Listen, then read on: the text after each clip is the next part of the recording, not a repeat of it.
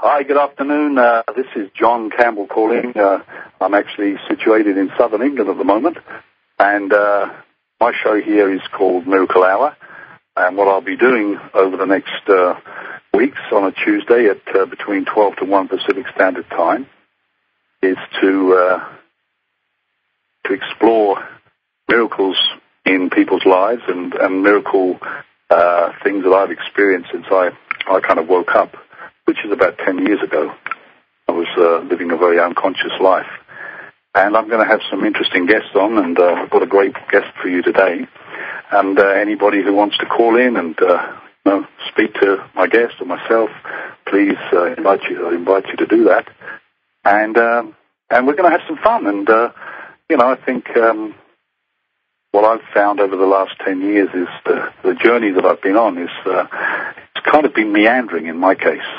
I was pretty unconscious 10 years ago, and I'd really came to my knees. I was living a very unconscious life in the corporate world, and a lot of corrupt business and stuff like that, riddled with a lot of guilt. And in the end, my drinking had taken a turn for the worse, and I started to get to a stage where I was spilling more than I drank. So I figured that was the time to change. And when I did that, it was a miracle that happened there. Somebody came back into my life who I hadn't seen for 15 years, completely out of the blue, and as what I find seems to happen, and started to tell me his story, and somehow that must have resonated with me, and I went into a treatment center, and I had a very, very big spiritual awakening, and when I came out, I got out of that business, and I started this fantastic journey of exploration, and it's taken me down all sorts of roads, and up here, down here, and met some fantastic people, interesting people, and I feel really now that I'm really grateful for being alive in these times, because I think there's a massive awakening going on all across the world. Everywhere I turn, I hear stories about people, awakening in their own way. And I was reading a quote the other day from a great Sufi poet called Hafiz, and I loved it. He said something to the effect. He said, "At the end of the day, we only have two choices. We either come to God dressed for dancing, or we get wheeled into God's ward on a stretcher." And I really like that because I think that's what happens. And in my case, I was wheeled in on a stretcher, but it wasn't too bad. But what we're going to do over the next few weeks, as I said, is explore different areas where people are experiencing miracles, and they come in very different forms.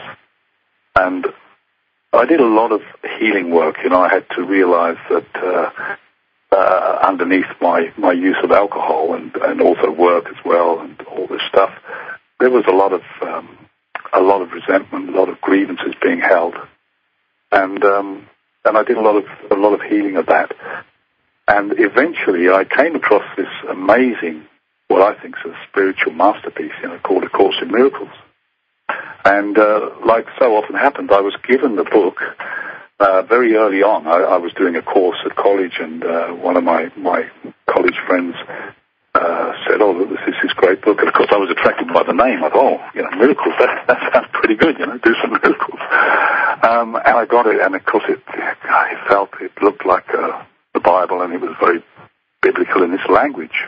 And so I got a copy, and I put it on the shelf, and I didn't really look at it. 2 or 3 times I may have pulled it down, but the language was so heavy and stuff like that, and I didn't. But the interesting thing was, in the move that I made, I got rid of so many books and traded books in and gave them away, but I never got rid of that book. I always, for some reason, I held on to it. And then what led me to really start studying the course, and I want to really emphasize here, that's what I consider I am. I'm a student of the course, and I'll be a perennial student. But what happened was I came across this book, The Disappearance of the Universe, by Gary Renard, and that title jumped out at me, and I didn't know what it was about. till I opened it and found out it was a kind of explanation of A Course in Miracles in everyday language, but in a very unique manner. And that book really inspired me to start studying the Course and the Course principles, and it just made perfect sense to me. Everything about the book made perfect sense, and I think one of the things that I enjoyed was the fact that there was no guru required. There was no institution or organization that anybody had to adhere to. It is a self-study course, and of course there's a lot of support from other people and students. And I found the whole story about how it came about fascinating. So I started to study it and started to do the lessons, and I started to see changes happening in my life, pretty profound changes. So for me, I feel that I found a real path for me, and that there are many, many pathways there. I love that concept that there's one destination, many pathways, and the Course is not for everybody, and it may not be for you listening here today, and it may be.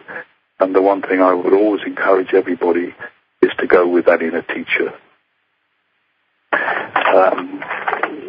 And the fact that the end result is the same, but I think what the Course kind of gives out is that it is, if you're looking for a way to get home quickly, it offers that, I think. One of the things that I loved was just the introduction itself to the Course, and I'd just like to read that because it is very, very powerful. And it says, this is a Course in Miracles. It is a required course. Only the time you take it is voluntary. Free will does not mean that you can establish the curriculum. It means only that you can elect what you want to take at a given time. The Course does not aim at teaching the meaning of love, but that is beyond what can be taught. It does aim, however, at removing the blocks to the awareness of love's presence, which is your natural inheritance. The opposite of love is fear, but what is all-encompassing can have no opposite. This Course can therefore be summed up very simply in this way. Nothing real can be threatened. Nothing unreal exists. Herein lies the peace of God. And when I read that introduction, it made perfect sense to me, and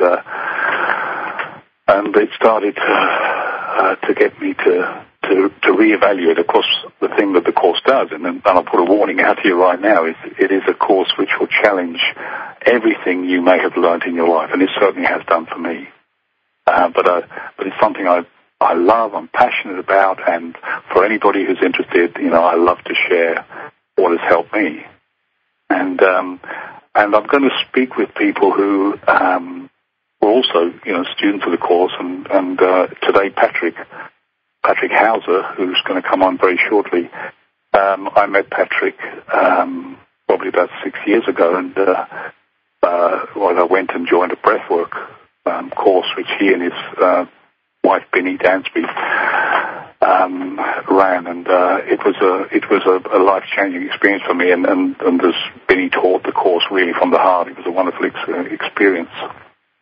So we're going to go through and go through different life processes. We're going to talk over the weeks about birth, and Patrick's going to talk to you today about his organization, Fathers to Be, which is an amazing venture that he started, and honoring the miracle of fathers, and their involvement in the birth process. But he'll tell you about that. And then we're going to explore relationships, which I'm sure that nobody has any problem out there with relationships that are listening to this radio station. So, we'll go through that and what the purpose of they are, and then also talk about education, which is the passion of my wife and I.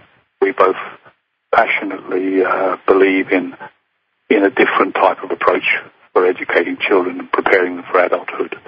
And our project, the Angel Project, is the purpose of that is to establish really homeschooling houses, as opposed to schools as such, where children's honoured, their desire to learn, which is innate, is honoured, and when they want to learn and what they want to learn is followed by the teachers rather than enforcing a set curriculum on them. And that's very exciting because, the education systems, from what I've seen around the world, are,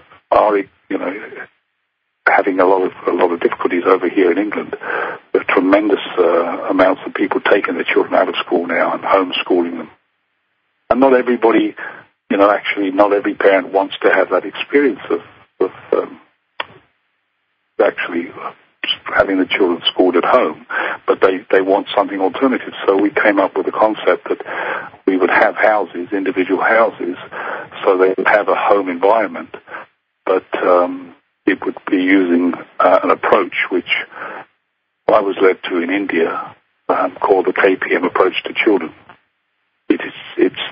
That's where we got the basic philosophy of how we want to run these, and it's a unique, wonderful way for children to grow and learn in a very natural surrounding.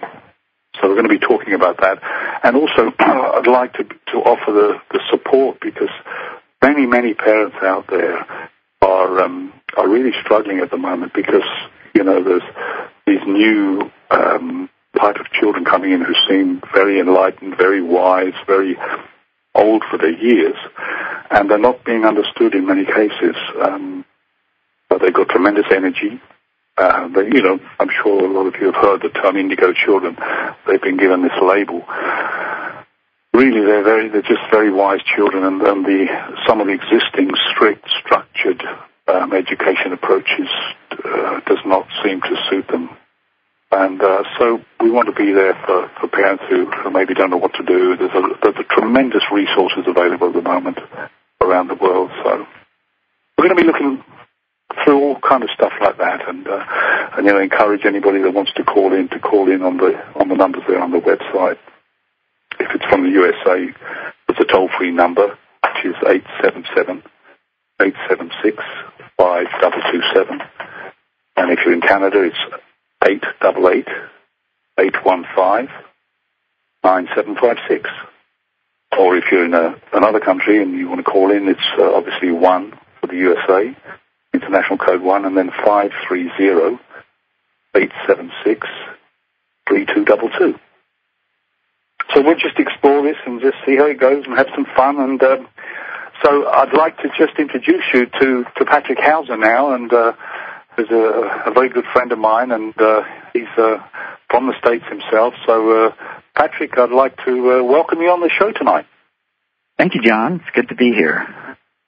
Yeah, it's wonderful. I was just thinking the other day, when was it that we first got together? Probably how long ago? Probably a good 5 years. And it was in the summertime here on the border of Kent and Sussex. Yeah. And can you tell me, Patrick, because, when I came and met you first, it was clear the course was being brought in by Benny, and yourself. When did you first come across the course? Probably about 1979. It was before the birth of my second son. And my then wife we were living in southern Missouri in the United States, and she went to San Diego to take a PhD program in holistic health, and was introduced to breath work and the Course in Miracles. Somehow they seem to follow each other around.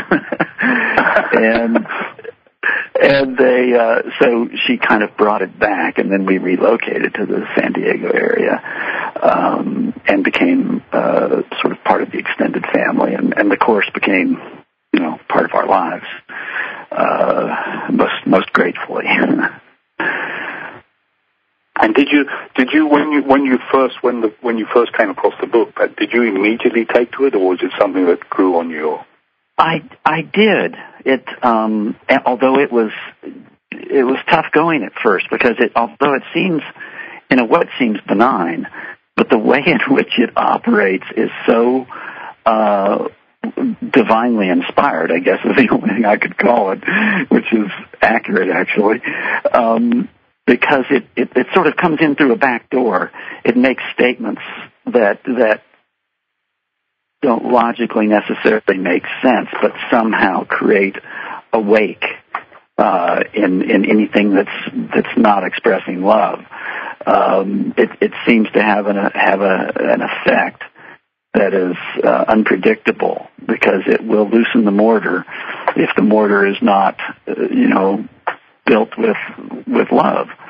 Yeah. So it's really profound in how it works and the way it works, and you don't have to believe in it, you don't have to profess it, you just read the lessons and move on to the next one the next day, and it's quite amazing how it works.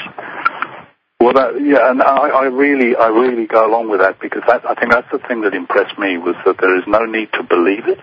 There's no need to adhere to the terminology, which is very Christian, in its terminology, and a lot of people who've had kind of different experiences with Christianity sometimes balk at that, but it makes it clear that you don't have to do that. Yeah, and its form of Christianity is different than the conventional. I mean, it definitely has a heart-centered Christ, not a crucified Christ, as a model.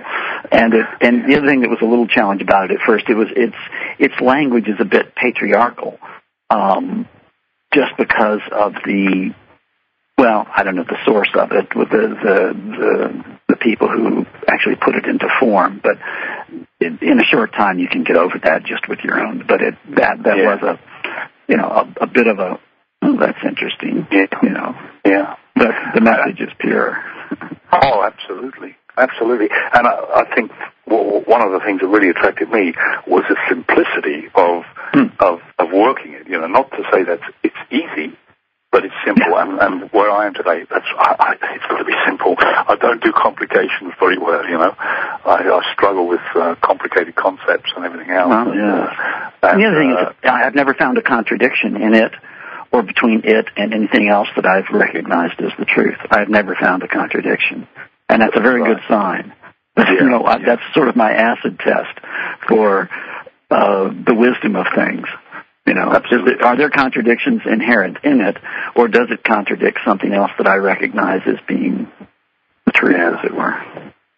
Yeah, and I think I really, that's when I started to get the first learnings of the courses, when I attended your and Billy's training, because and I mean, I was riddled with guilt, as you remember.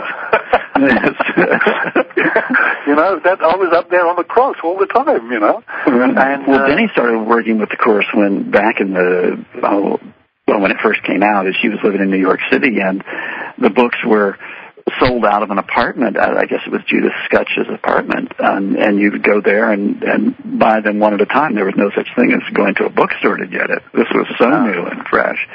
And so she became a student right off and has integrated it into her teaching in a way that it's effortless, and it is foundational in all that she does and working with people. Yeah. Yeah, and that concept, that made perfect sense when I remember in one of the courses when it said that every form of attack has its roots in guilt. And that really that made such sense to me. That unconscious guilt and that makes us want to then attack. We can't handle it ourselves. Sure. We've got to push it out there. It's because guilt and blame are opposite sides of the same coin. If someone's in an expression of blame, it's because there's an essence of guilt behind it that has driven the blame. And instead of going inward with it, which would look like depression or that sort of thing, they're going outward with it, which looks like blaming someone else. Yeah, 100% of the time. I mean, that's just how it is. Yeah. And it's an amazing. What I love. I mean, I'm not going to pretend that I understand all the text, and I mean, I'm just, as I said, I'm a very early student, but I'm just so inspired by it. And I know it doesn't matter. I don't get hung up on trying to understand the text. I do the exercises to the best of my ability, and some days I miss, and I can do it the next day. There's nobody going to beat me with a stick or anything like that. That's what I love about it. And but even though reading the text, even though I may not understand a lot of it, I know that it's going in, And what I find is, I mean, some of the passages are so beautiful, the actual and the deep wisdom. I mean, I was picking a piece out today I saw, and I thought this was wonderful, because I can say, oh, well, that's it, I've dealt with my anger and all the rest of it. And then suddenly I read this piece, and it says, I'll just quote it here, it says, you will become aware that a slight twinge of annoyance is nothing but a veil drawn over intense fury. So, I thought, oh, whenever I'm thinking, oh, that's just a little irritation there, And then the other definitive, because what I've seen is a lot of definitive statements like you are never angry for the reason you think you are. Right. Or you're never afraid because of the you are, It's a wonderful piece. So, Patrick, tell me, tell everyone that's listening, because I think this is phenomenal. I remember when you first told me about it, I got a big zing. I talk to people about my zing. That's kind of something that goes off in the center of my gut, that I think this is truth. This is truth, and then you told me and you shared with me openly about your ideas about putting the products together. So over to you. Tell us about how this all started and what happened, and because I know that your involvement in the Source Breath group and your desire to take that into the world of maternity and midwifery and everything else. Some wonderful work that you and Benny and your team have done. But this was a new new angle. So tell our listeners what happened. Well, sort of the short story is that my first son was born in 1976, and we had a home birth. We were living in the Missouri Ozarks, and we had been extremely prepared. We lived well. We grew our own food. We were physically active, lived in a rural setting. We were doing the Mother Earth News kind of lifestyle. And when it came to the time of the birth, we were quite shocked to the reality of a 36-hour labor and an extremely difficult delivery and retained placenta and hemorrhaging and the baby not breathing and a whole cacophony of circumstances that were just amazing to us because we thought we were very prepared. We read, we talked to other parents, we were healthy and all of those things. Yet we had never entered into the realm of the emotional world of who we are and how we got to be this way. So we had a very capable midwife, fortunately, so nobody died, everybody survived, but just. And what, happened next was, kind of a couple of years later we woke up and said, what was that? That the impact on us was so deep that we couldn't not notice that something that we had a pivotal experience in our lives that wasn't just physical.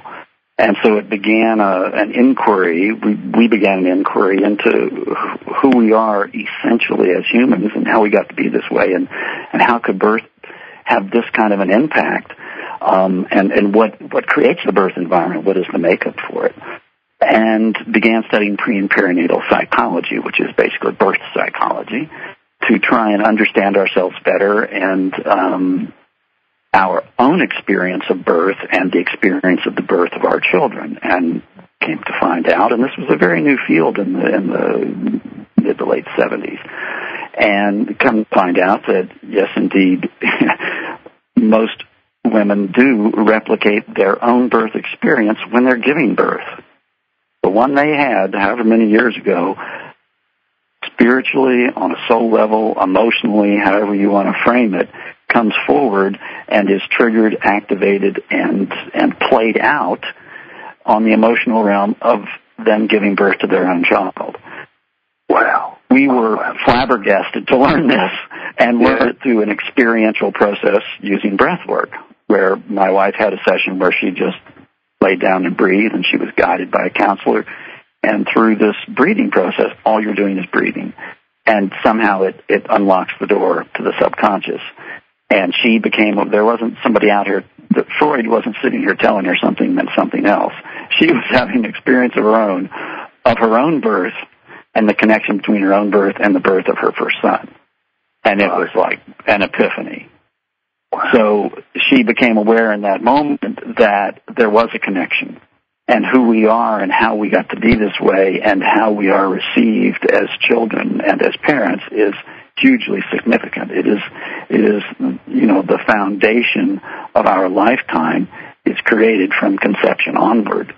And in our studies of pre- and perinatal psychology came to learn that the baby is conscious in the womb, and they're not only conscious and aware of their environment, they're making decisions about their environment and their experiences. They are having full-blown pre-verbal experiences in the womb, and they're creating conclusions as a result of those experiences. That's a miracle all by itself. So once that penny drops. Yeah. Yeah. So that led us so we then relocated to Southern California where she was in graduate school, and then over the period of the next couple of years went through a series of sessions and got involved in breathwork quite a lot and the study of pre- and perinatal psychology. And then a friend had sent us an article from the National Enquirer, which is in the States, is a rag. In England, what they call a rag. And it has everything from three-headed elephants to whatever on the cover. Yeah. And a friend had sent us a clipping from this, and this friend knew that what we were involved in pregnancy and birth and such in the research. And it was about Tchaikovsky in Russia, Igor Tchaikovsky, doing water births with children in water. And that was like, oh, my God. And we were planning another child at that time. And so, within a week or two, we were pregnant of seeing this article. We instantly became pregnant, right? And was this a coincidence or a clue, Yeah. So we proceeded to design the first water birth in the United States and simply had our intuition. We researched, we did what we could, but since it had never been done in the Western world, there was no place to go for research, so we used common sense and talked to people about water and purification and that sort of thing, and put together a little team of people to support us in the process, and at the same time did a lot of emotional preparation. One, to be sure that Catherine, my wife at the time, was clear of the residuals from her birth experience of her first child, because there's this compounding event that can occur where your own birth adds to the birth of your own child, and then that child compounds to the next child. So she did a lot of work in the form of memories. In the form of memories that are activated into emotional outplaying of those memories. Yeah.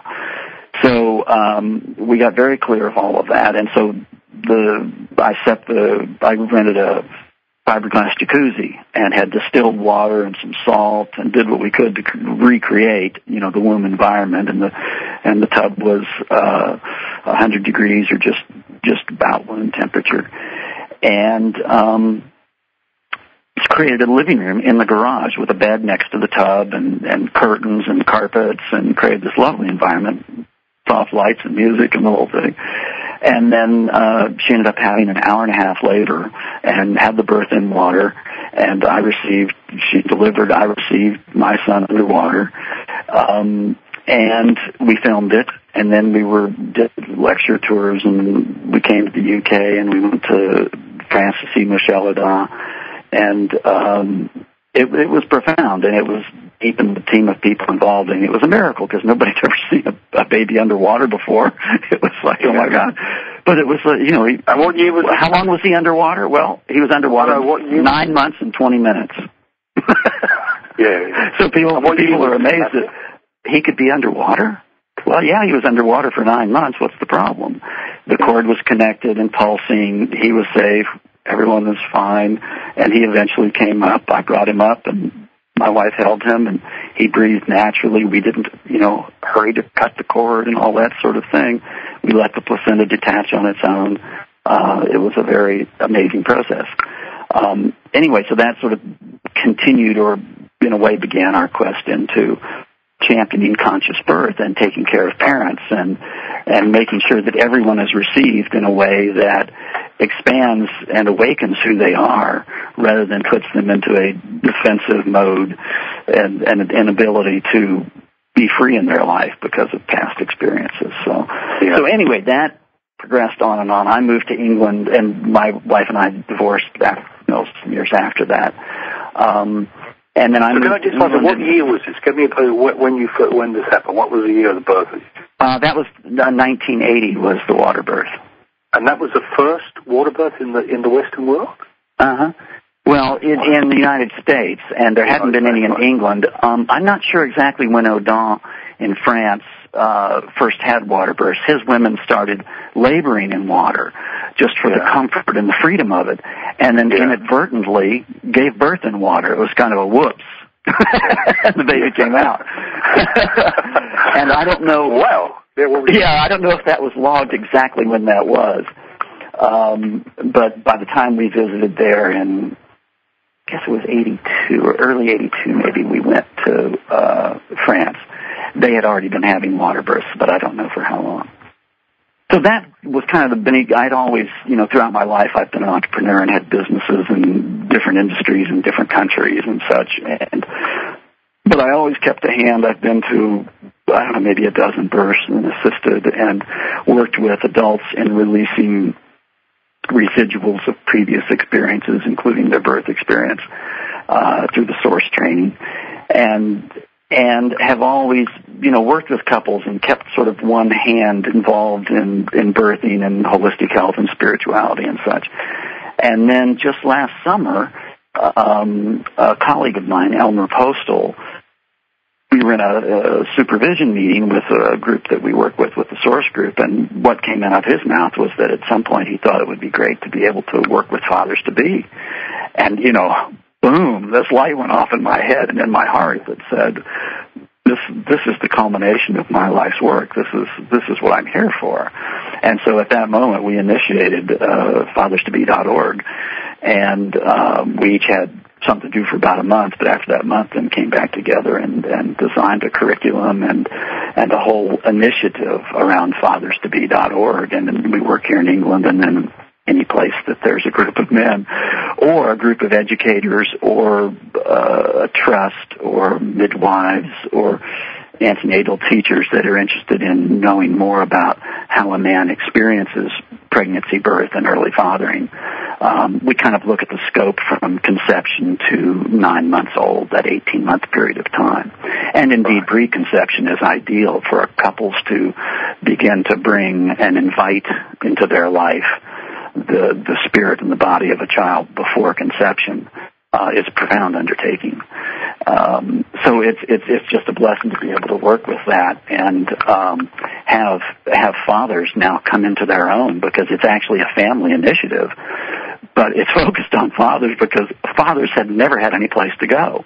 I mean, what we've experienced with men being in the room is the first event we did, 6 men came. We got paid nothing. We asked for a donation to help pay for the room we were renting. But these 6 men had the most amazing experience, and this was just for an hour and a half. They had the most amazing experience. They didn't want to leave when it was over. And they all shared. English men shared. It was profound. And what I noticed is when they walked in the room, these 6 men, they were not 6 men. They were 6 fathers. These men were all pregnant.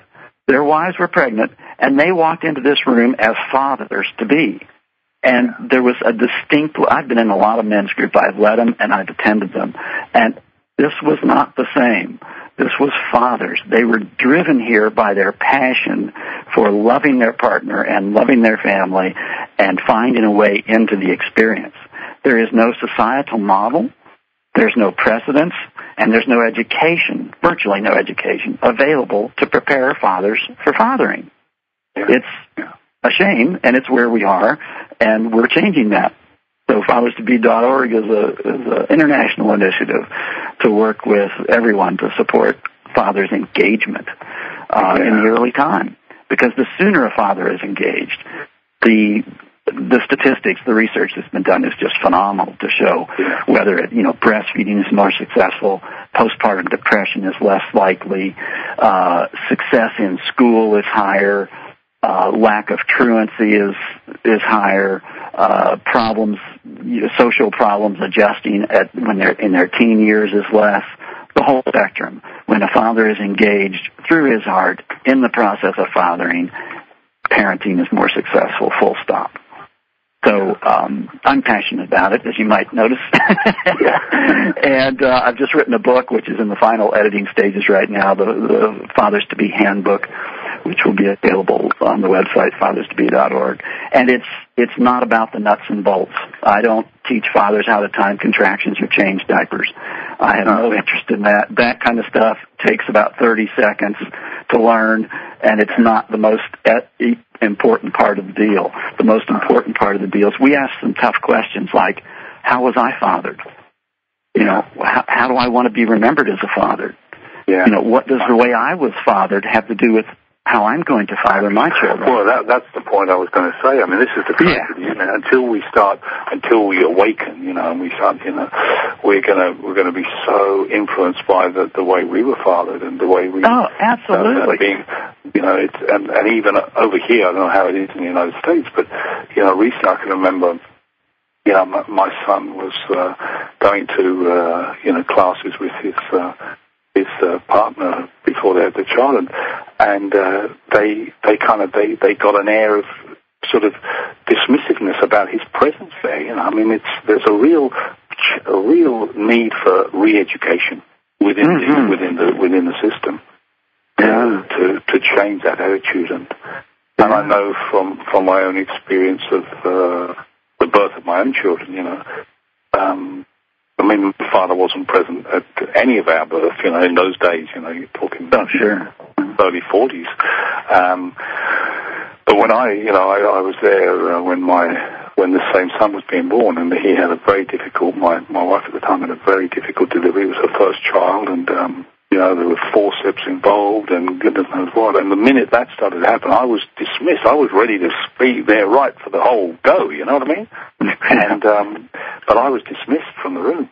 You know, I was asked to leave. There was an assumption that I would not be able to handle that. And I get annoyed now when I think of it, because today, if that had happened, you know, it would have been a different answer. But I didn't even question it. I just left because I was told to leave, you know. But it is, because 97 or whatever % of births in the United States and England are in hospitals. It's a very, very high number. Men are in a bind because the authority system that's set up, the fix it or replace it system that's set up, is a disaster for men, because if they're not prepared, then typically they end up in a place of confusion and stress and get activated in different ways, anger, fear, and so then they become disabled in certain ways, and then the medical system that's set up to manage birth and manage a natural process, right? Like manage your breathing, right? Is a disaster then, because then the authority figures take over, and then the man is diminished. He's been told that he's supposed to be the coach, but in my experience, a coach is the most experienced person in the room. Now, there's no way that a father has been prepared to be the most experienced person in the room. That's a severe disservice to me, because you put him in a place where he can't win.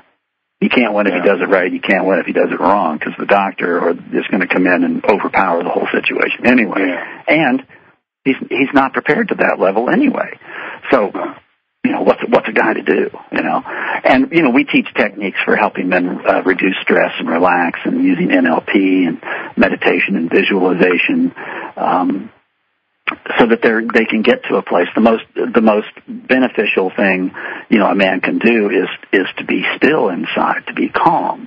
The hormone that activates the onset of labor and also supports the continuation of it is called oxytocin. There's a whole variety of them, but oxytocin is the main one.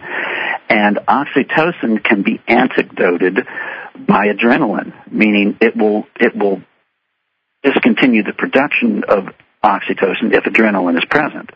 Now, the thing about adrenaline is it can be communicated across space.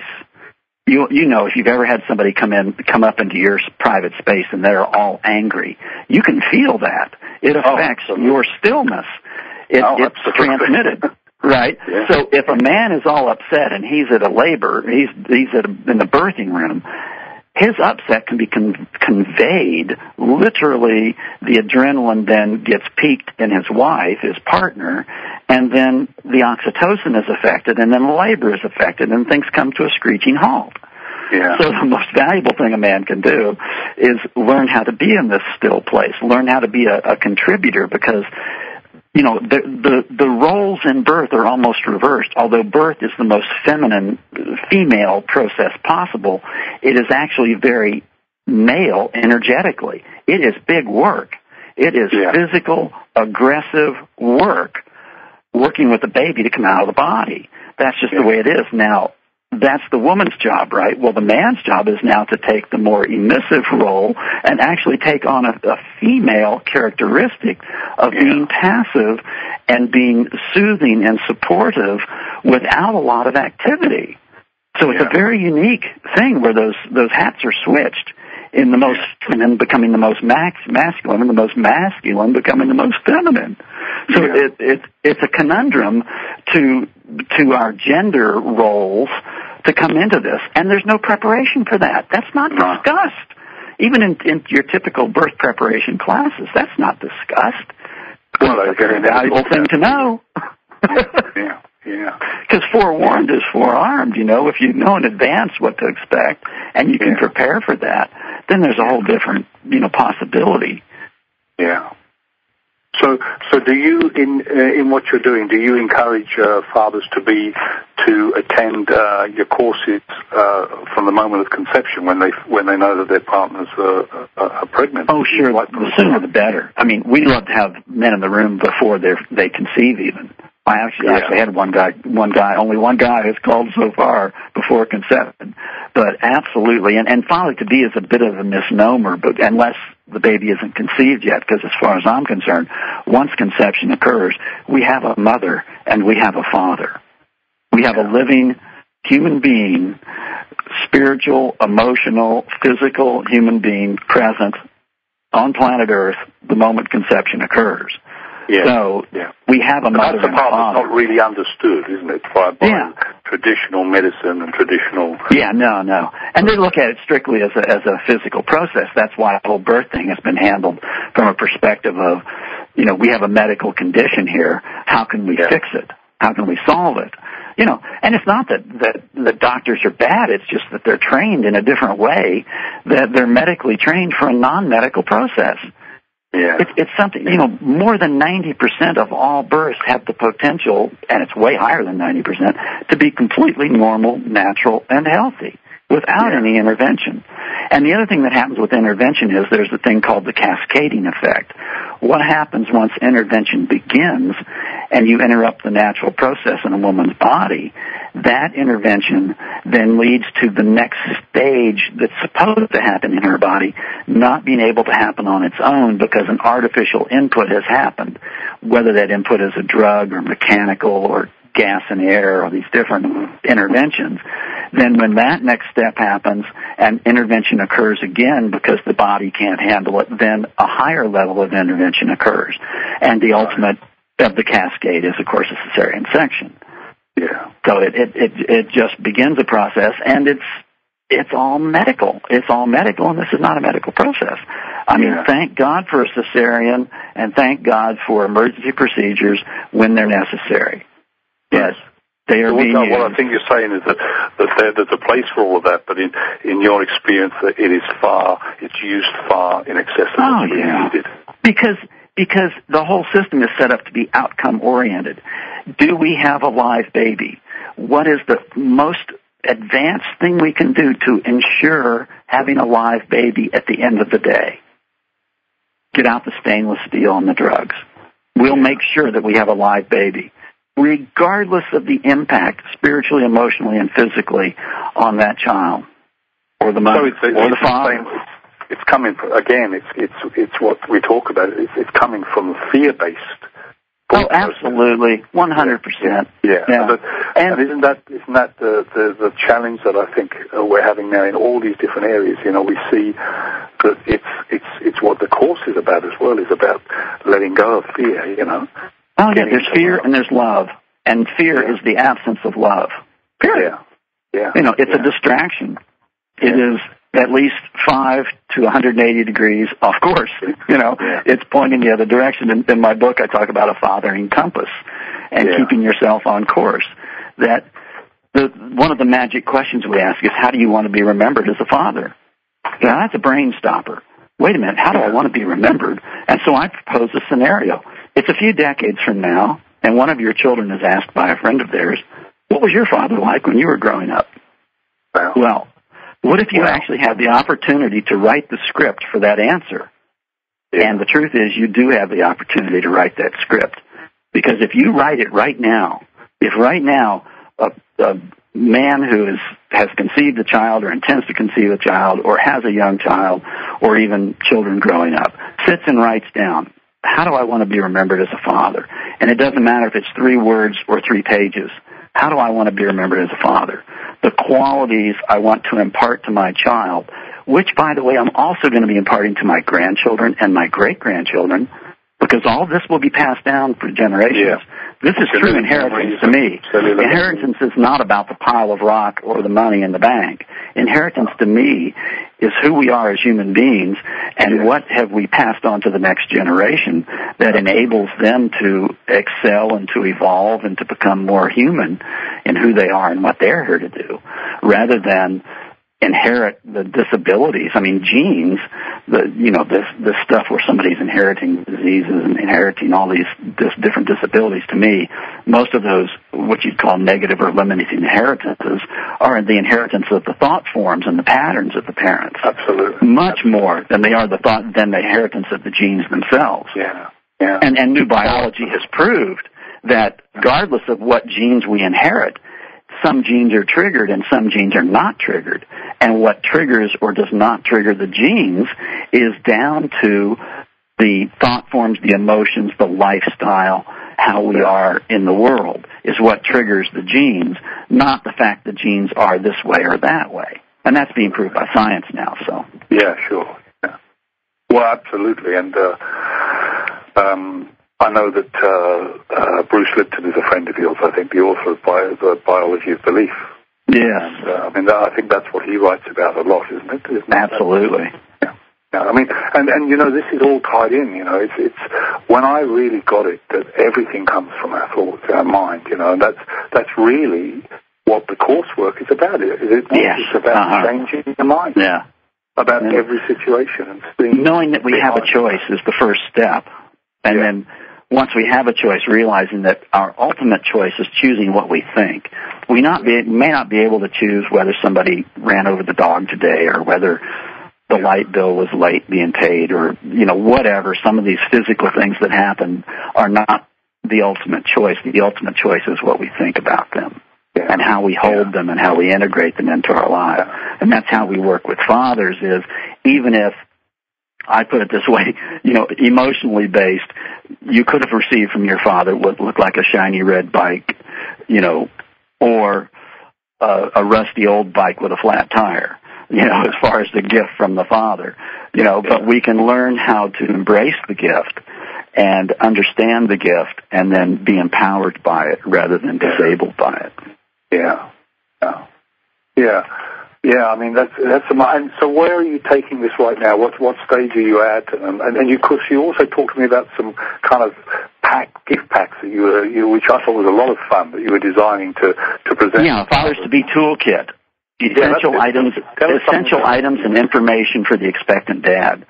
And in it will be a variety of things that and they're not novelty. They're things that truly support the father.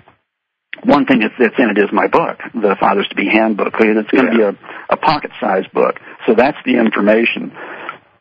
And then there's a variety of other things that help support the whole process of, I was looking for something that would be more ritual-like. And so I think what it's going to be is pens, because one of our slogans is Fathers Make a World of Difference. And so men can give these pens to other men instead of a cigar, that Fathers Make a World of Difference with our website on it, fatherstobe.org, and can hand these out instead of cigars, because, who smokes cigars anymore? Who should be smoking cigars? It's going to be outlawed anyway for the thought. Yeah. that, and we have a stress release ball. It's a little thing that they can squeeze to help work with their adrenaline, and that says on it, "Fathers make a world of difference." And the globe is pictured on the stress release ball, and affirmation cards, and a little compass, because a reminder from the book about, where is your fathering compass pointing. And have a bottle. Another thing that's in there is a bottle of massage oil, which is fathers-to-be mother's massage oil. So a little something to take home to mom, to encourage connection, because it really is a lot about supporting the mom, because she has some really big work to do during this whole period, and it's really important. I mean, the most valuable thing a man can do for his children is to love their mother. Full stop. Absolutely. That's the bottom line. That's what it's all about. And to be in service. And that doesn't end. I don't think that ends. I mean, that no. Marriage continues or it doesn't continue. Yeah. I think it's vice versa. The biggest gift any parent can give to their children is to love the other parent, regardless of what that may look like. Yeah. I agree with that. Wow. And do you have your book, because there was one piece, I remember when you first told me, we must have been on the phone for about an hour and a half, I think, but there was one piece you read to me which so inspired me. It was the piece where you were kind of looking back to the caveman. You remember that piece? Oh, yeah, I could pull that up. I'm sitting in front of that. That was phenomenal. I really, that really kind of explained so much to me. I thought it was a wonderful piece. You have that available? Yes, I do. You remember the piece? It's called a modern a modern hypothesis for fathering. When it comes to a father protecting and providing for his family at birth, here is an interesting hypothesis. The ancient archetype of a father at birth is that he stands guard at the opening to the cave to protect the birthing mother and their child. As we move through time, he comes closer and closer to the actual location of the birth itself, until he is waiting, protecting, just outside the door to the birthing room. And then in the late 20th century, he actually enters the room. His first role was to protect and provide the family from danger, wild animals, or perhaps other tribespeople, survival. As birth became more medical, his role altered. Could it be that the father is entering the room for a more primal reason than we would like to think? Is there still a cave opening to protect? Consider this possibility. Is there a chance the danger is now coming from even closer to the mother and baby as opposed to coming from a distance? Can the danger now be coming from inside the room itself? Has interference from our medical approach to birth, a natural physiological process, reached the point where fathers are now needed to intercede to protect in a new way? Cesarean rates worldwide range from 10 to 80%. Interventions of every unimaginable kind are rampant, and much of what is being done to the mother and child is unnecessary and based in fear. What if a really good reason has evolved to have the father in the birthing room, in addition to bonding and support? Suppose that a modern interpretation of protection for a father is to guard against the interference of people, equipment, and artificial drugs into the very ordinary process of birth. Many interventions at birth are the result of overtrained and underexperienced professionals with good intentions who are medically trained to intervene in a non-medical process. Humanity cannot invent a drug that can work better than a mother's body can manufacture, or a knife that is sharper than her instinctual nature. If a mother were properly protected, an environment was provided that was safe and warm and free from unnecessary interventions, distractions, and interruptions, questions, examinations, and conversations, she could get on with the business of being in her instinctual hindbrain and access all the hormones and inner resources she and her body need to birth her baby in love, safety, and empowerment. Wow. That is powerful. That is powerful. That came out one morning at about 4:30. In this writing cycle, I started getting up about 4 or 4:30 in the morning. Just getting up, meaning I couldn't stay in bed any longer. And just bouncing out of bed. A good sign of where it was coming from. But I mean, that was so powerful when you read that to me, because it is a perfect switch, that switch you talk about from protecting from outside forces. Mm-hmm. And I think the thing that I don't think you, certainly not either, it's not about blaming the medical, or blaming anything. Not at all. It's just about we just ended up down a road that that's right. happened. Yeah. And it can unhappen. Yeah. Yeah. Are there callers, John? Do you have access to the callers? If there's callers on the program? I gave the numbers out there. I don't know if I don't know if you have control over that process. So. No, this is completely new to me. So yeah, okay. I gave the numbers out there, but I don't know if there's anybody has called in at all. I don't know if Donald is. There was a click a minute ago, so I was just curious if that meant anything. Well, Patrick. It's been an amazing, thank you so much for coming on. What is your website, John? Our website is www.theangelproject.org. Good. Yeah, you hadn't said that yet, so. and fatherstobe.org, and then also ecstaticbirth.com and sourcebreath.com. Great. Okay. Well, anybody that's interested that wants to contact Patrick, do you want to give an email address as well, Patrick? Or? Well, it's all on the website there, fatherstobe.org. Oh, it's all there. Okay. Yeah, or info@fatherstobe.org. Yeah. That's wonderful.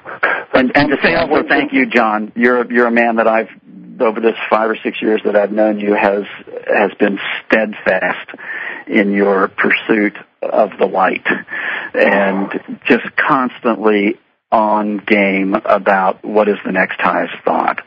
And this program alone, I think, is a testament to that persistence and consistent thinking and behavior. Because there's thinking and there's behavior, and they don't always match up in the same person consistently, and they do in you. So I acknowledge you for that. Thank you so much, and I appreciate that. And a lot of it started with your and Benny's training, because that was powerful. That was powerful, and I wish you fantastic success, and give my love to Elmer and Benny as well.